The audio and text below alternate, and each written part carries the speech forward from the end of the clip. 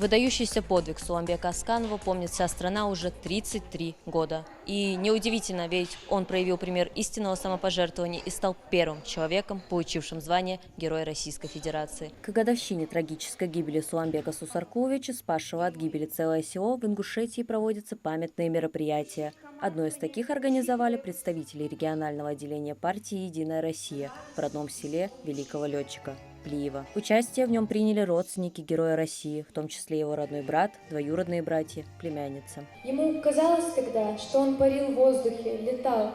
Близкие ингушского генерал-майора авиации характеризуют его как выдающегося и умного человека, спокойного и рассудительного. Он с детства был примером для подражания. С отличием окончил Качинское высшее военное авиационное училище. В 70-х годах ему присвоили звание военный летчик первого класса. А дальше он устремлялся только вверх, строя невероятную карьеру в военно-воздушных силах. Такие, как он, рождаются раз в 100 лет, считает племянница Суланбека Асканова Наталья. Человек с открытой душой, человек, который гордился своим народом, гордился, что он ингуш, гордился своим языком, очень даже гордился своим языком. Приезжал вот в гости, когда он приезжал в отпуск, он очень редко разговаривал на русском языке, он всегда говорил на своем родном языке, потому что он всегда говорил, надо гордиться своей нацией, своим языком.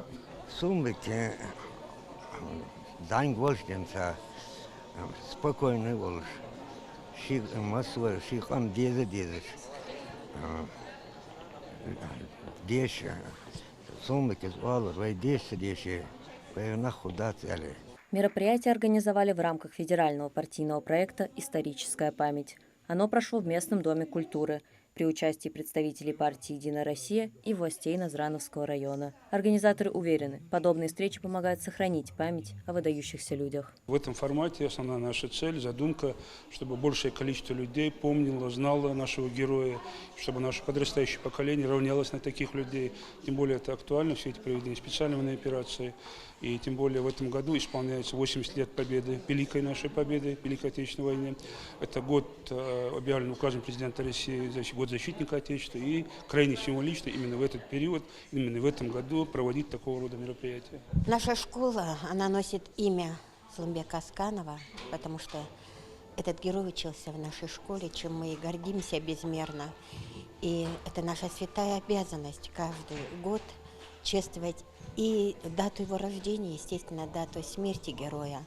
Поэтому подобные мероприятия, они не дают умереть подвигу героя. Со сцены звучали стихи о Суланбеке Асканове и песни, которые напоминали о герое. Ведущая рассказала присутствующим о достижениях известного уроженца Плиева. Представили зрителям и архивные кадры с летчиком, и его фотографии. И даже на них заметен этот живой огонек в глазах и энтузиазм, который был слышен в голосе Асканова. А точно так же наши летчики знакомятся с техникой зарубежных стран, аналогично на всех выставках, школах, поэтому это взаимный обмен, как мы называем. В родном селе Суланбека Сусарковича вспоминают все. А в местной второй школе открыт музей славы, где героическому летчику посвящен отдельный зал. Уже 25 лет работает экспозиция, в которой школьники могут узнать о выдающемся уроженце Плиева. Посещает музей и гости из Липецкой области, где служил Суланбек Асканов. И все это говорит о том, что память о таком великом человеке продолжает жить, а подвиг его приводит в пример истинного мужества. Вот часто говорят, что героями не рождаются, а становятся. На примере Асканова я могу сказать, что это был человек, который родился героем, потому что еще в детстве, в 10-летнем возрасте, он спас утопающего мальчика из реки. Значит, в этом человеке было такое свойство, не жалея себя, думать о других. Каждый, кто знал Асканова, искренне восхищается им, его отношением к жизни, знаниями, храбростью. Приглашенные старейшины села тоже отметили подвиг первого героя России, а затем прочитали дуа за Суланбека Асканова.